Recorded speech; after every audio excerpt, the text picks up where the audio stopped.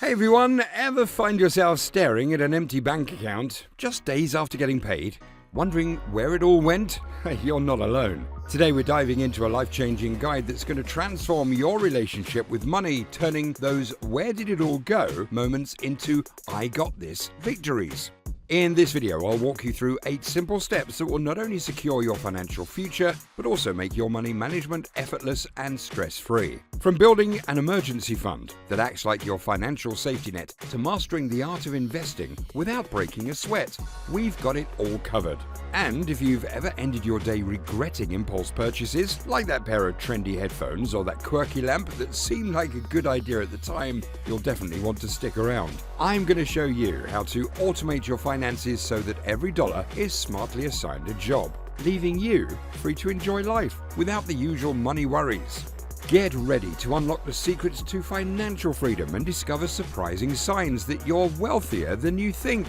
Don't miss out. Watch till the end to find out how you can start feeling confident and in control of your finances today. Please subscribe and like this video. First things first, let's figure out where you stand with your money. Managing your cash can feel like a big task, and that's why many folks find it tough. Did you know 64% of Americans run out of money between paychecks because they fall into a common trap? It's called mental accounting. This means you're splitting your money into different pots in your mind rather than tracking it properly. Take May for instance. You might get a tax refund and think of it as bonus cash. You might want to buy a new gaming console, a fancy TV, or the latest gadget. But hold on a sec, this cash isn't extra at all. It's just your usual money that you overpaid in taxes, and now it's coming back to you. Here's a simple fix. Open a spreadsheet and jot down all your monthly costs. Your rent, internet, groceries, even that pineapple pizza you can't resist. I tried this with a Google Sheet, and it was a game changer in seeing what I truly need each month. Now let's trim the fat. Time to cut non-essential stuff. Yeah, that includes Netflix, extra office supplies, and your Candy Crush game. After some deep thinking, you'll see only a few key expenses remain. Your home, rent or mortgage should be less than 30% of what you earn. Food should be around 10%, and other necessities like insurance and utilities, think internet, phone, and lights, should also be around 10%. This total is your financial baseline, the least you need each month to get by. Aim to keep this under half of what you make. If it's more, try swapping pricey options for more budget-friendly choices. Do you really need that swanky apartment with a pool or a cell plan that includes everything? Or those fancy organic avocados? Pinning down your financial baseline sets you up for the next big step. Imagine having 6 months of expenses saved up. Think about the peace of mind and freedom you'd feel if you were sick, lost your job, or had an accident. This is the power of an emergency fund. There's a rule called Murphy's Law that says if something can go wrong, it probably will. Instead of borrowing money from your parents or racking up credit card debt, you'd have your own financial safety net. A study shows that 56% of Americans can't cover an unexpected $1,000 bill, and 22% don't have any emergency savings at all. I remember when I was 20, I got into a car crash that cost $5,000 to fix. Without my emergency fund, I would have had to have taken out a loan, and with interest, it would have cost over $7,000. Alright, once you've nailed your emergency fund, what's next? Let's tackle a big one, debt. Believe it or not, 77% of American adults are in debt. It's almost the new normal. Maybe we splurged on fancy clothes we didn't really need, or bought new furniture when a second-hand option would have worked just fine. Debt's a sneaky thing. It nibbles away at your paycheck. Paying off loads for credit cards and car loans can eat up the cash you might otherwise save or invest.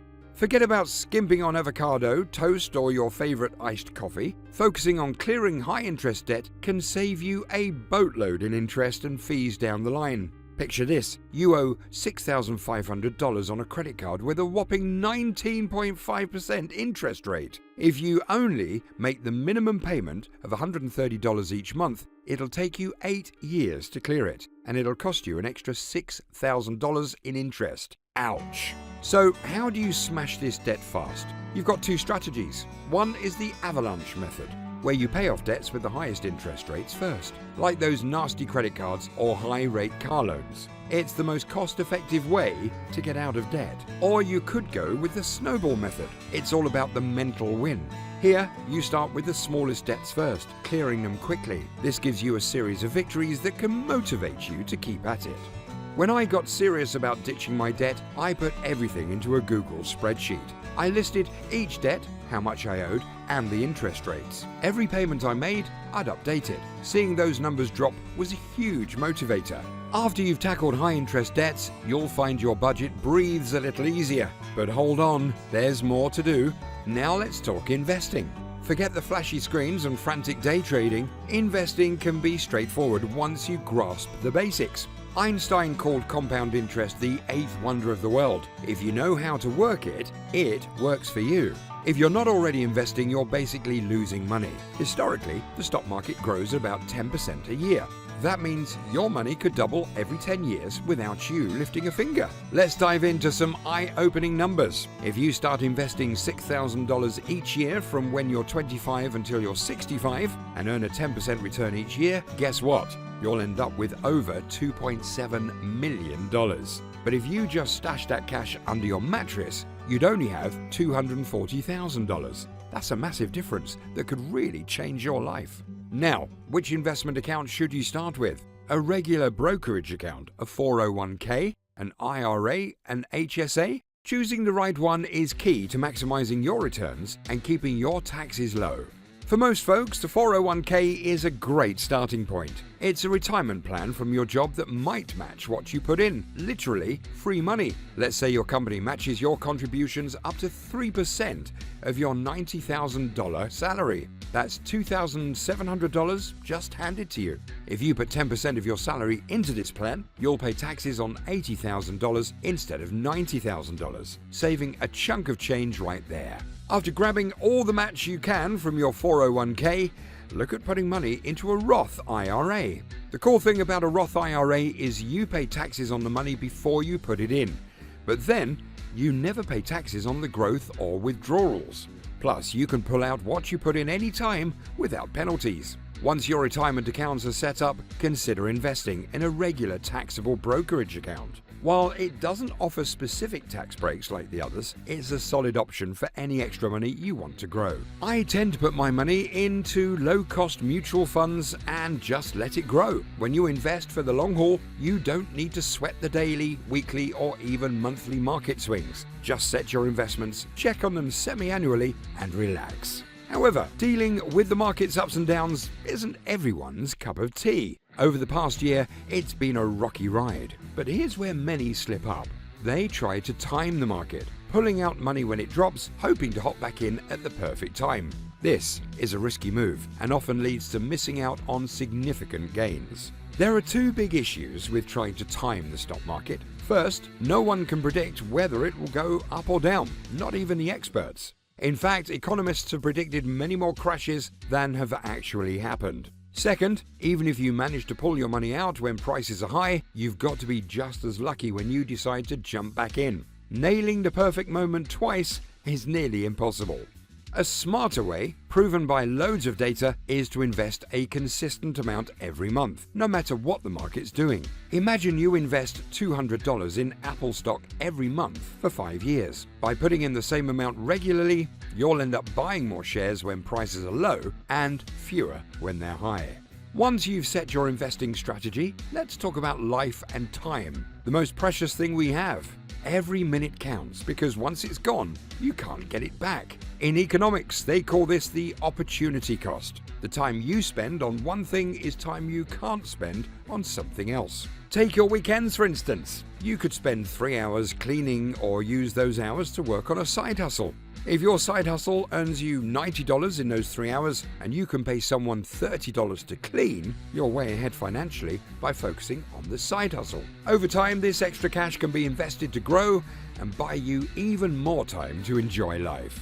Start by listing tasks you dread, like cleaning toilets or driving far for groceries. Figure out how much time these chores take and what you could earn in the same time with your side hustle. Compare this to the cost of hiring someone. This can help you decide if it's smarter to pay for help or keep doing it yourself. But here's a crucial step: streamline your financial tasks. For years, I managed everything manually, paying bills, saving, investing. The problem? It eats up time and mental energy. Psychologists call this decision fatigue. Making too many decisions in a day can wear you out and lead to poorer choices. Imagine starting your day strong with great decisions, but by evening, you're worn out and make choices you regret, like splurging on fancy headphones, a quirky lamp, or a too expensive stapler. What if there was a way to manage your money without having to think about it every day? You can set up your finances to run automatically, saving you time and stress. Now, I don't fret about bills or investments each week because everything is handled for me. Here's how you can do it. First, ensure your paycheck is deposited directly into your checking account. Then arrange with your bank to automatically split your paycheck between two accounts, one for spending and one for saving. Your spending account should cover regular bills and essentials like groceries, gas, and yes, even that pineapple pizza you can't resist. Set limits for non-essentials like dining out, movies, and shopping. At the end of the month, have your bank automatically transfer any leftover money to your savings account. This savings can then be directed towards your current financial goals, whether that's building an emergency fund, paying down debt, investing, or covering opportunity costs. And remember, even with all these steps in place, it's normal to sometimes feel unsure about your financial health. You might be doing better than you think. Thanks for being part of this financial exploration. Keep an eye out for more videos where we'll dive into these topics and more. Don't forget to like, share, and subscribe for the latest in finance and wealth building. Your journey to financial freedom continues, and I'm excited to be a part of it. Here's to your investing success. Profitable investing.